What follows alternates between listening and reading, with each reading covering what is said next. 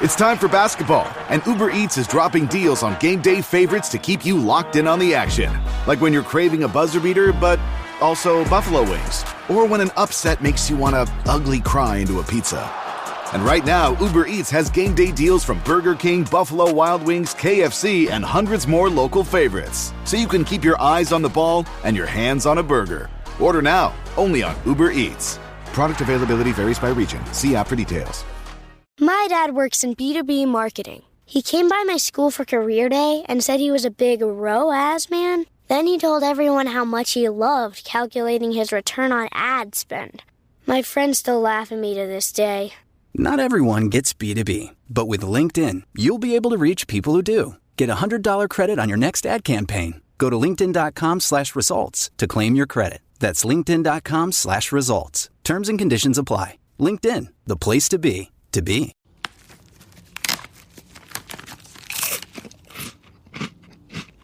Uh-oh, the last cookie. You can get a new box of cookies in as fast as an hour with Walmart Express Delivery. Are you my guilty self-conscience? No, I'm the voice offering you promo code EXPRESS for free delivery on your first order. Hey, who ate my cookies? You mean, these cookies? Order now. Welcome to your Walmart. Promotion valid for first express delivery order. $50 minimum subject to availability. Restrictions apply. I was never really a runner. The way I see running is a gift, especially when you have stage 4 cancer. I'm Anne. I'm running the Boston Marathon, presented by Bank of America. I run for Dana-Farber Cancer Institute to give people like me a chance to thrive in life, even with cancer. Join Bank of America in helping Anne's cause. Give if you can at BofA.com/supportAnne. What would you like the power to do? References to charitable organizations is not an endorsement by Bank of America Corporation. Copyright 2025. Welcome back to the Skating Penguin Network, everyone. It is Robbie here, joined by Snail, and we have a double dose of recaps tonight. First, we have the Minnesota game from Sunday, and then the Vegas game from earlier this evening. But before we hop into those, we'll toss it over to Snell here. Snell, how are things going in your neck of the woods? Can't complain, Robbie. Really can't complain. Yeah, it's been it's been the Jarry Revenge Tour, so that's been kind of interesting, and we'll get to that. But yeah, man. I mean, it's spring over here. Things are good. Yeah. How are things out there in Western Pennsylvania? It has been a beautiful last couple of days here in Western PA. We were in the mid-60s the last 2 days, and it looks like that trend is going to continue at least through the weekend, and no rain in sight until Sunday either. So it has been some beautiful spring weather. Nice. Good to get some shorts out and some t-shirts rather than have to bundle up in multiple layers just to go outside. So the weather's been absolutely beautiful here. And another thing that's been beautiful this week so far is the Pittsburgh Penguins. It's been a long time since we talked about back-to-back wins for the Penguins. It is going back to let me see here real quick. We are going back to are we talking like 2020? December. Oh, yeah, okay. I was going to say, are we going back like calendar years here? No, we're talking. They have not won back-to-back games since December 17th and December 19th. Oh, wow. Yeah, it's been quite a while since the Penguins have celebrated consecutive victories, but that is what we have in front of us tonight. The Penguins will start on Sunday here. They go to Minnesota for the final matchup with Marc-Andre Fleury, and the Penguins get the best of the Wild here in a 3-1 victory, and Crosby gets 2 goals. Tristan Jarry has a spectacular game, but I mean, this was an Sunday afternoon game. Sometimes the Penguins struggle in those, but they come out and they take care of business against a good Minnesota team in this one. Yeah, they do. It's an emotional game too. It's one of those games where I wondered, like, you know, Minnesota is like they're a good team this year, but they're not in the best of place right now in that central division that every point matters. Yep. I wonder how much of this game was literally just like get Fleury out there. This is bigger than a win, you know, get him out there against his old teammates. or if right now he's being the better goaltender, he's the better goaltender in that tandem. I don't know what it is, Robbie, but it really made for an entertaining game. And it was so fitting to see him and Gino kind of jawing it up before the game. And then Gino gets a goal on him and Sid. And God, what it really made me feel, Robbie, is I wish they kept Fleury. Yeah, I mean, hindsight's 2020. And would you have kept Fleury with hindsight 2020? I mean, in hindsight, yeah, I think you would. Would you go back and make a blockbuster trade in the summer, or something with Murray and keep Fleury? Yeah, I mean, you would have had to have done something with Murray because it would have been painful to lose him for nothing in the expansion draft. Obviously, honestly, what I would have done, I think, in hindsight, is maybe try to up the ante for them to not take Fleury in the expansion draft. Maybe toss another pick over or something like that, because Vegas did a lot of that wheeling and dealing behind the scenes. But it's unfortunate that it played out like it did. He would have been great to have as a lifer in Pittsburgh. And at that time, though, Murray looked like he was the goaltender for the next decade in Pittsburgh, though. So in the moment, I understand the reasoning, but looking back, sometimes you wonder what if it played out a little bit differently. I wonder what if all the time. It's one of my favorite things to do. I'm definitely always reflecting on the past and thinking about the Penguins, the things that have just kind of led them to be where they're at. And that game, I was thinking a lot about Flower being like, man, he's played in a lot of meaningful games after that year that the Penguins let him go. Yeah, a lot. He won a Vezina. He went to another Cup final. He's played in a lot of games, a lot of important games after leaving the Penguins. Yeah, man. But I was gonna say about that Wild game. This is how poetic this season could end up being with Jarry. Jarry is just like, what if Jarry comes back and like goes on a heater the rest of the year and then gets the Penguins a worse draft pick and then goes back to soiling himself next year? Well, hopefully, if he's doing that, hopefully he plays good enough that he bumps up his trade value even a little bit. And he's going. He looks awesome. He looks like a different goalie. I guess this is what happens when you have nothing on the line. Is that what it is? Maybe that's what it is. The Penguins have nothing on the line outside of a draft position, and maybe that's the difference right now. He just plays better when there's no pressure, which, I mean, we always know the talent is there, but the mentality, the mental side of it has always been a big issue there. And I just don't think you're going to need a goalie that can play in pressure situations. You're not really going to get that a chance to prove that anymore this year. So maybe at the worst, he just pumps up his trade value enough that they can do something without hurting themselves in the long run. You just hope he doesn't hurt us in the long run by convincing Dubas and the powers that be that he's actually worth keeping next year. Yeah. I mean, they already they did the whole waiver thing already. Mm-hmm. Like, I mean, that you don't know what what is going on behind the scenes, but yeah, I mean, that is tough to overcome, the whole waiver thing, because of, I mean, you don't know what hurt feelings there are, but I guess we'll see. But I certainly hope that he doesn't play well enough that they're like, what if, and they just try to run this back again, because I don't know if I can go through that again. No.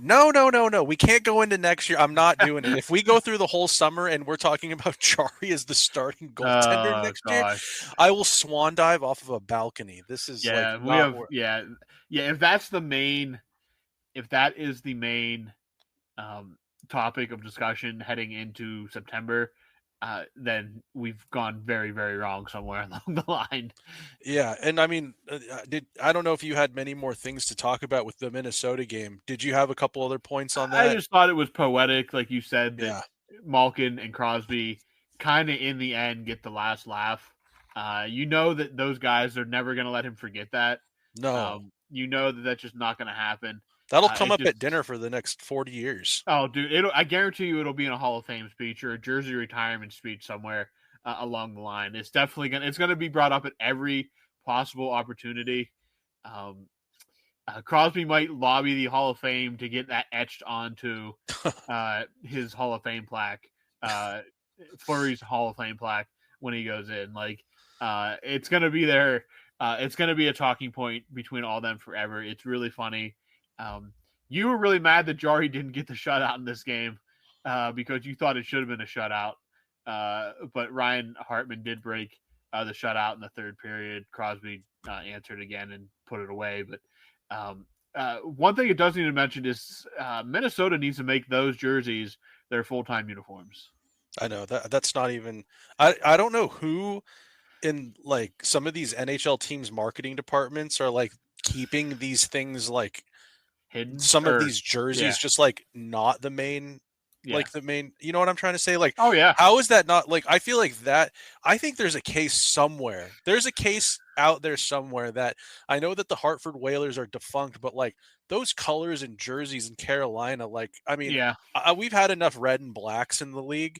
Like, just find a way, like some artist, not AI, an artist, go in and make those Whalers unis somehow their main. They're beautiful jerseys. The Minnesota Wild too, like. Those jerseys are just fantastic. Like you have to feel like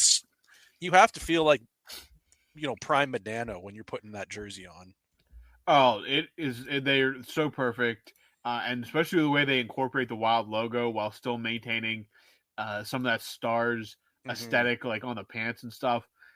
They are perfect uniforms, and they should absolutely go back to them 100 times out of 100.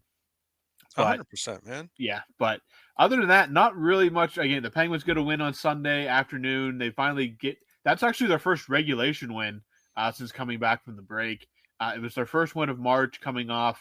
Jesus. Oh, geez, how many? They lost. They had lost 4 in a row coming into that, and not in particularly close fashion. They got blown out by Colorado and Vegas.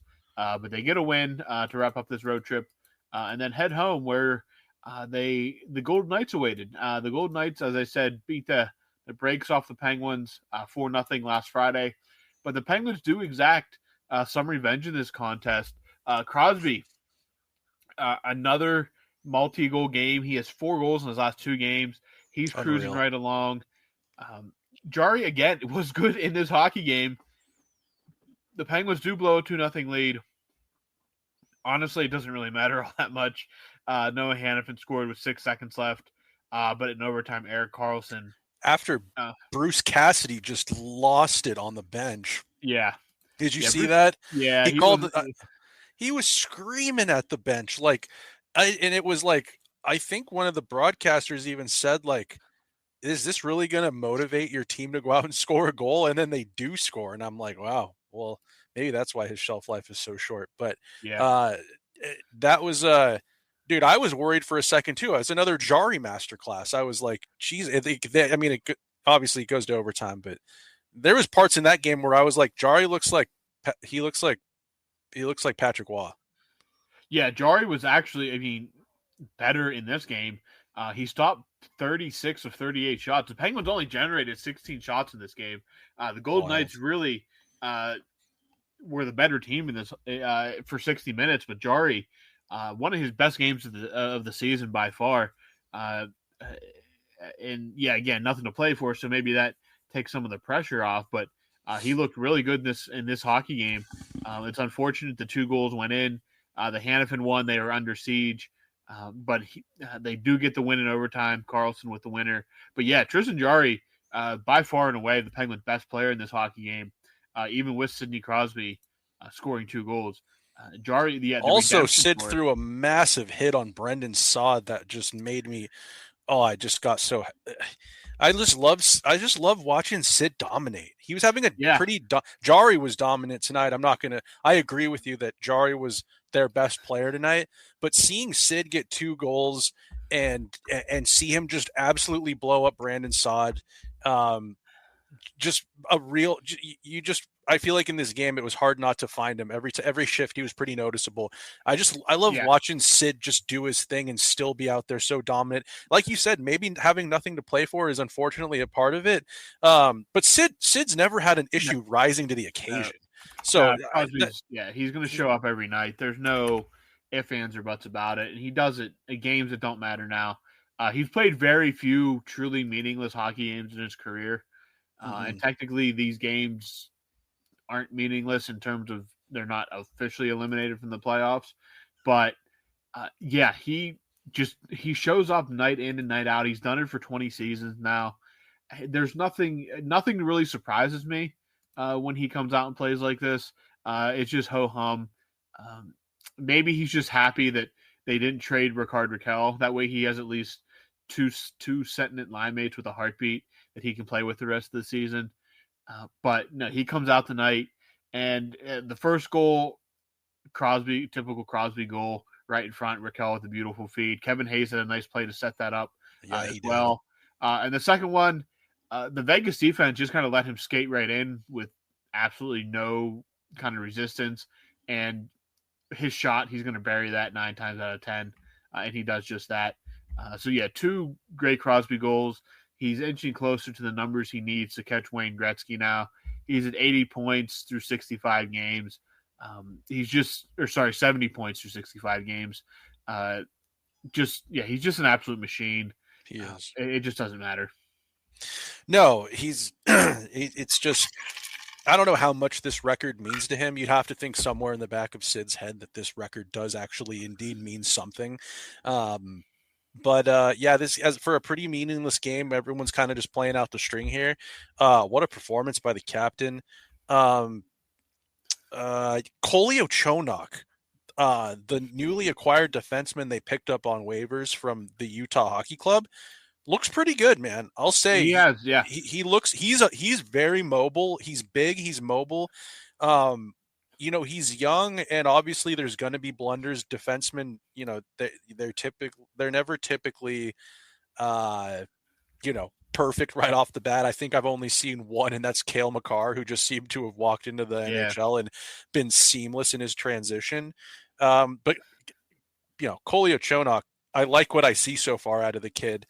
I'm just waiting for the shoe to drop. Why did Utah give up on him? Why did they give him away for nothing? Was it a roster transaction thing where maybe they didn't want to? They thought they could sneak him through.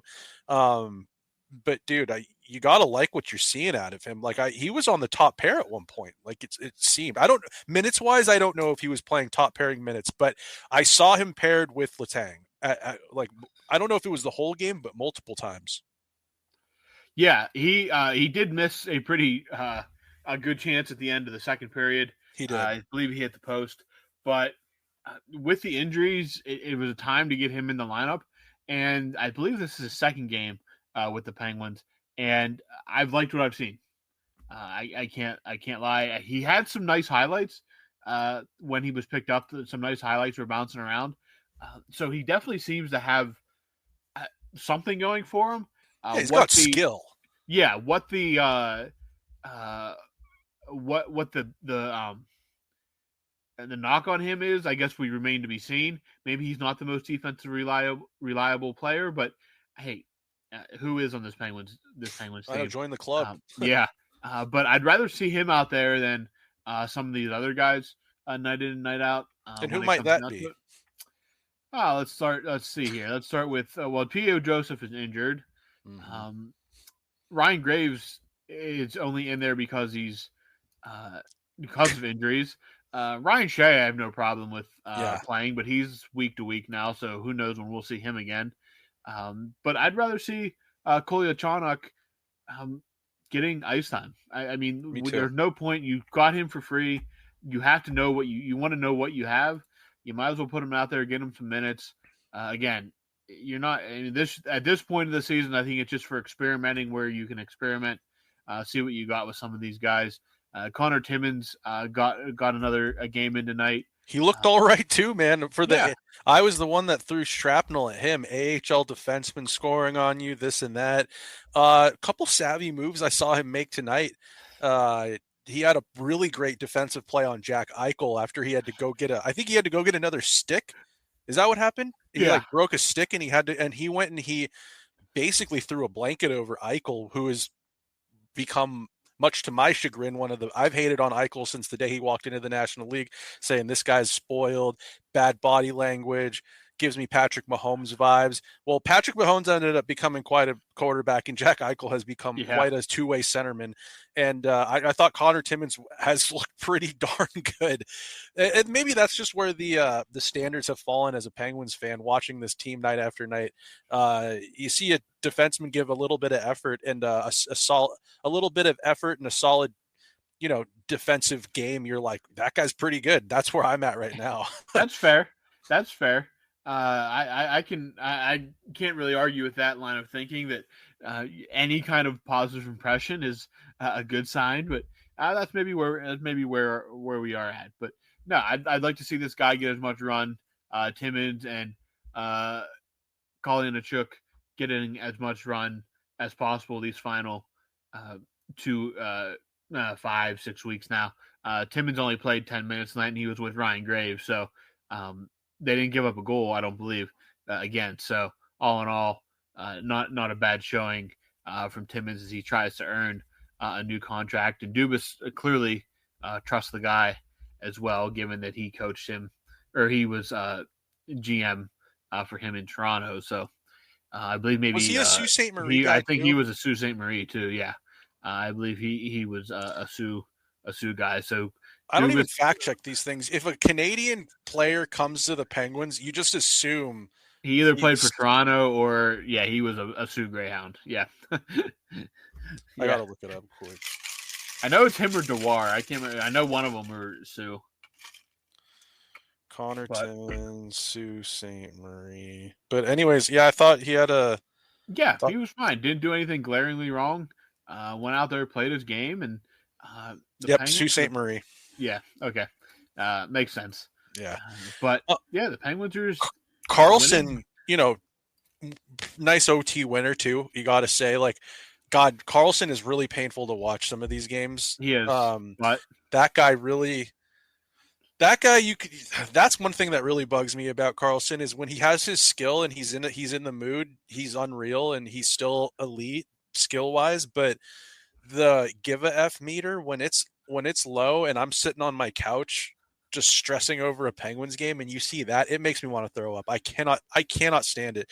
But redeems himself in our books, probably in Penguins fans' books, to get this win for it sounds crazy saying this, but get this win for Jarry because he really battled tonight. And I thought Vegas really threw the kitchen sink at him and he stopped what he had to. I mean, there's a great game out of Jarry for how the seasons went for him, and to see Carlson kind of go out there and get the winner. You love to see it. Yeah, and again, if Jarry goes on a heater and suddenly you see that pick slipping, you might see him sent to the AHL. Wouldn't that be something? He plays so well they have to send him back to the AHL simply because they don't want to risk blowing a top 5 pick, but. I would do it. I would do that. Oh yeah. If he started, Jarry is borderline untradeable. You're going to have to package a pick probably to get him out of here. If he has one more dominant game, I'm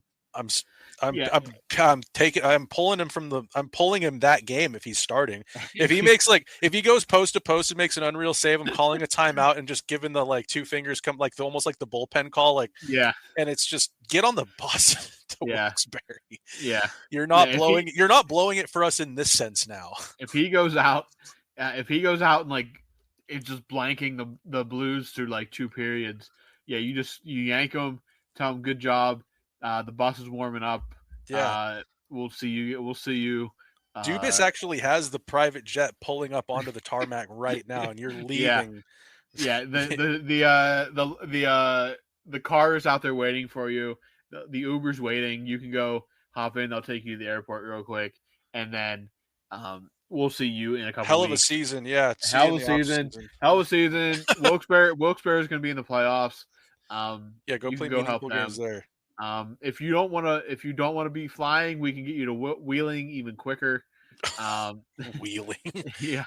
But no, Jarry. I mean, he's playing well. 2 games is a small sample size, but given how he played before he was sent down, it's a drop in the bucket. And I never thought I never thought we'd see him in Pittsburgh again. I really thought that was... I think I, on record, said that. I was like, we'll never see him again. I was thankful. I was like, I never want to see that guy. Yeah, I really thought that was going to be the last we ever saw of him, but he has rebounded, and he will be in Pittsburgh at least, I'd say, through Thursday. I'd say he's going to get the start against St. Louis. Yeah. Penguins have won 2 in a row. First time they've won 2 in a row in literally almost 3 months. But that's insane. That is insane. That's crazy. But, I mean, there was years where they had some record going where they never like lost 2 in a row. Like, didn't they like? Yeah, wasn't it like Sully's first year? Like down the stretch, they won like 12 of 13 or something like that. Yeah, they were in some kind of unreal run that year. I can't remember exactly what it was, but how the mighty have fallen. Yeah. Crazy times thinking back all those years later. But the Penguins do what they need to do. And, hey, it is – I will say it is still fun when they're winning. Those games were fun. I thought the game on Sunday was incredibly enjoyable to watch, especially with the whole Fleury side story and all that going on. Crosby getting those 2 goals, Malkin getting a goal as well to kind of wrap up that chapter. But, yeah, Penguins back in action now Thursday night. St. Louis is in town. This is a 5-game homestand they're on now. Nice. So St. Louis is in town, and St. Louis is another team that's not very good. So, yeah, we'll see how that goes. I'm assuming Jarry will start, but really eyes right now are on some of these guys or the young guys that are just in the lineup or traded for, and Sidney Crosby getting that Wayne Gretzky record. He needs 10 more points to reach a point per game. How many more games are left? They played game number, I believe, 15 games left. This episode is brought to you by Hyundai. Whether you're running errands with the kids or heading on a weekend escape, the new 2025 Hyundai Tucson Hybrid is packed with class-leading advanced safety features like blind spot view monitor, forward collision avoidance assist, and wireless phone charging, so you can stay focused on what really matters. Learn more about the new Tucson Hybrid at HyundaiUSA.com. This episode is brought to you by Prime Video. In the small town of Holland, Michigan, nothing is ever what it seems. Behind the tulip festivals and pretty houses lay dark secrets that threaten to tear a marriage apart. Nicole Kidman stars in this darkly twisted thriller about a wife and mother whose quest to uncover her husband's secrets may get her more than she bargained for. Holland, streaming on Prime Video March 27th. Ryan Reynolds here from Mint Mobile. I don't know if you knew this, but anyone can get the same premium wireless for $15 a month plan that I've been enjoying. It's not just for celebrities. So do like I did and have one of your assistants switch you to Mint Mobile today. I'm told it's super easy to do at mintmobile.com/switch. Upfront payment of $45 for 3-month plan, equivalent to $15 per month required. Intro rate first 3 months only, then full price plan options available. Taxes and fees extra. See full terms at mintmobile.com. This episode is brought to you by Coffee Mate. After watching this season of the HBO's original series, The White Lotus, this is the tropical getaway I needed. One more pina colada, please. Hey, you're not on mute. Oh, I thought I was in paradise. Turns out it was my Coffee Mate. Coffee Mate Pina Colada and Thai iced coffee flavored creamers. Inspired by the newest season of HBO's original series, The White Lotus. For the love of coffee. Try now. Okay. So odds are... odds are he's going to get it the way he's playing right now. It'd be funny if... this would be so gutless. I don't see Sid ever doing this, but like... Say he's got it, the record, he just takes the rest of the year off to solidify. I mean, he's at it now. I mean, he doesn't need to play another game. He's played 65 games and he has 70 points. So the Penguins have, like I said, 15 games left. That's what he needs. He needs 10 points. Is that any greasier than Ovechkin having like 8 empty net goals in like the last like 2 months or something like that? No, I mean they all count the same. Nobody's going to look back. The only one that I think that's going to matter, well, it's not going to matter because it's still going to count. But the only one I think he doesn't want to score into the empty net is the one that breaks the record. is the one that breaks Yeah. it. Yeah, I think he's going to do everything he can to make sure that that goal is scored on a goaltender. But other than that, I really don't think he cares how they go in. And honestly, if it gets toward the end of the season, he's probably not going to care at all. Because again, I logically think that if he gets the record this year and then he goes on a run, he might retire. If I was him, I would not come back next year. If he gets to like 899, I think he'll come back. I think he'd want to get to 900 goals. Yeah, I saw someone throw up a thing and says, "Is he going to be the first person to get 1,000 goals?" And I was like, "No, he's not 1,000." He'd need to play at least another 4 seasons, I think. But yeah, he would. But he's 39, isn't he? No, yeah. I'm not saying he would need to play. I mean, he would need to play probably another 4 seasons. He needs another 4 seasons and Benjamin Button syndrome in order to break that record. Yeah, he's gonna be 40 before they start next season. So he easily would need. He would easily need another 400 or another, I'd say 4 seasons. I know that these records that are being broken, these Gretzky records with Ovi and Sid throwing his name in the hat too. This might sound super silly, but I'm going to ask it anyways because I think that they're maybe not so much of a debate, but when these guys came into the league and you didn't tell, and you had someone from the future, someone could predict it and say, one of these guys is going to break Gretzky's goal scoring record and the other one is going to break Wayne Gretzky's record of 20 or of 19 consecutive point per game seasons, but 2 different people, one of them is going to break the other one. If you heard that back then, which one is more impressive? I think probably the goal one, just because that one is such an easy stat to be that's the point of hockey, is to score goals. It is. It's the home run record in baseball. Yeah, the point per game thing is huge because that's just remarkable consistency for 20 straight years. That is highly impressive, especially some of them dead puck years where I think Jamie Benn won the Art Ross one year with it was 80 points or something. 80 points or something like that. Now Crosby, I think that was one of the years that Crosby was played half a season or something like that because of injury or something.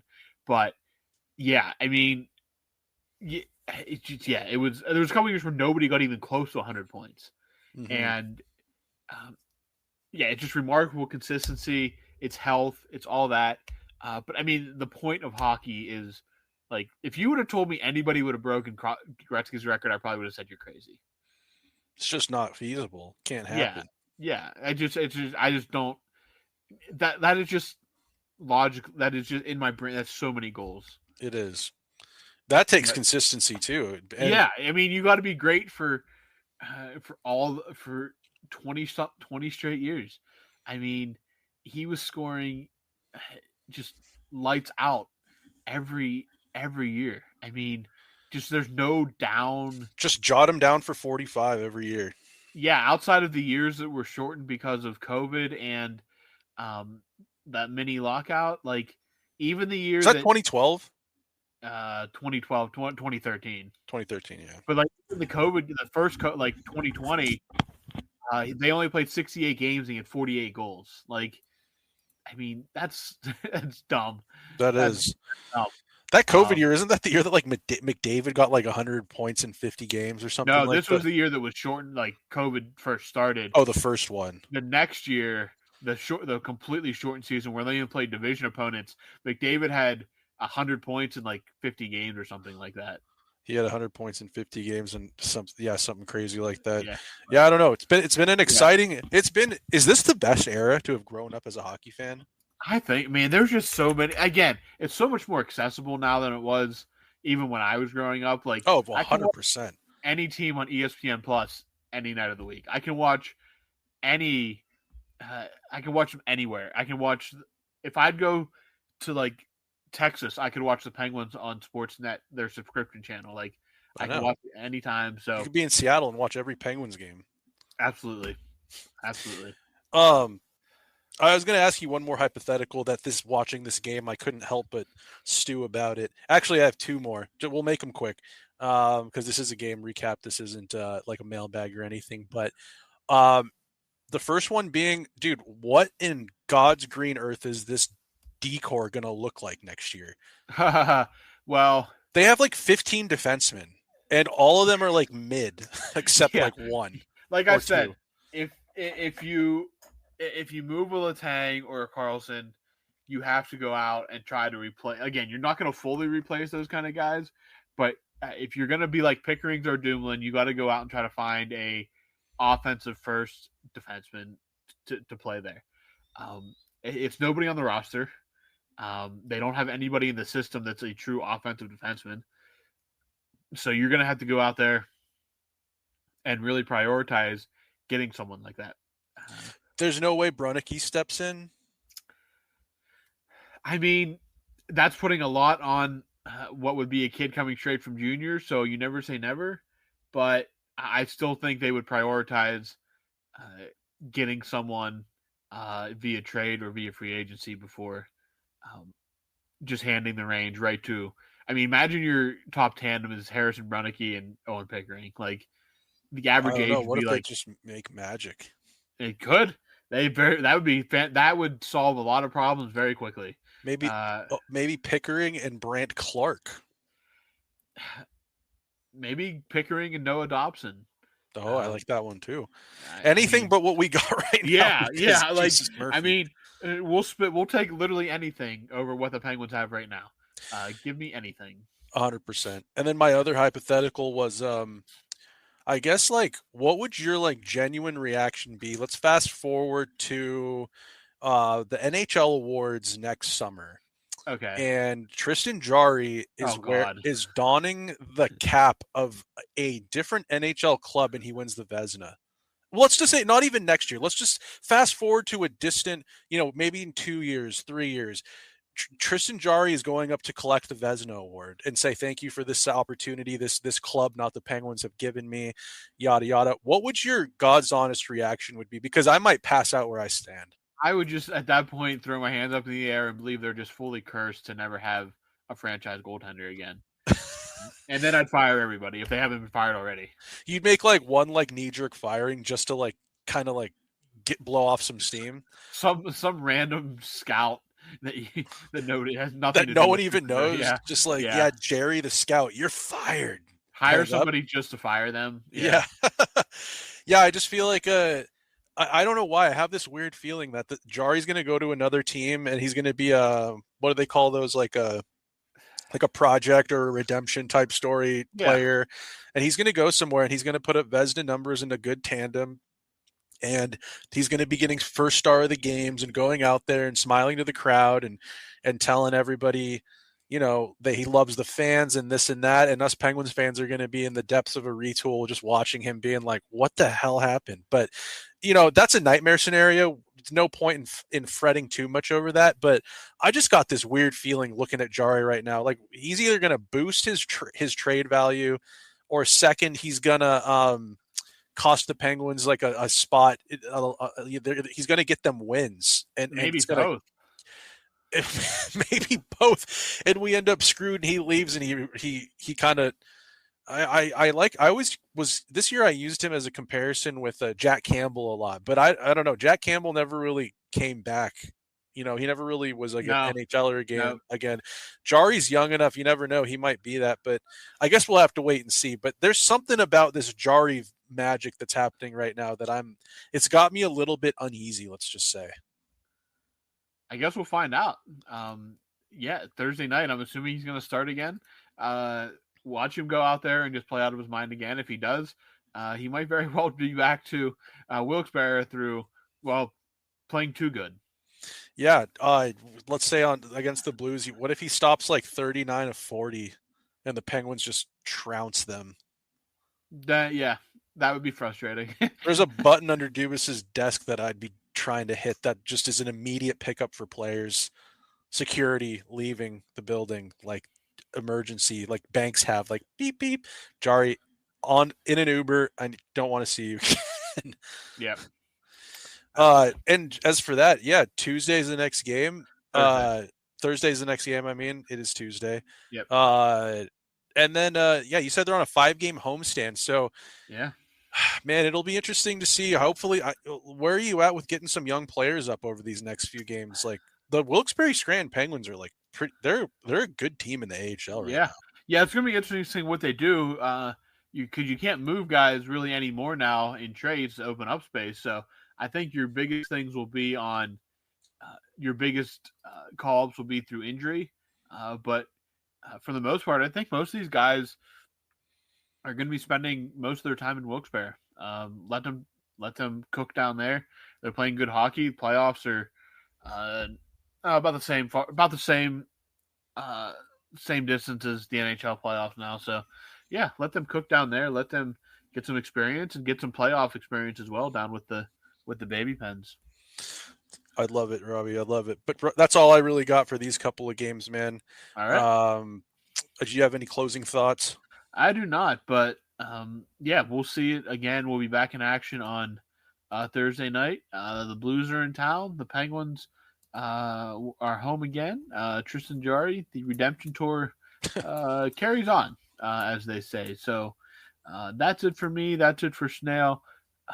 Thanks for tuning in, everyone. We'll talk to you guys later this week.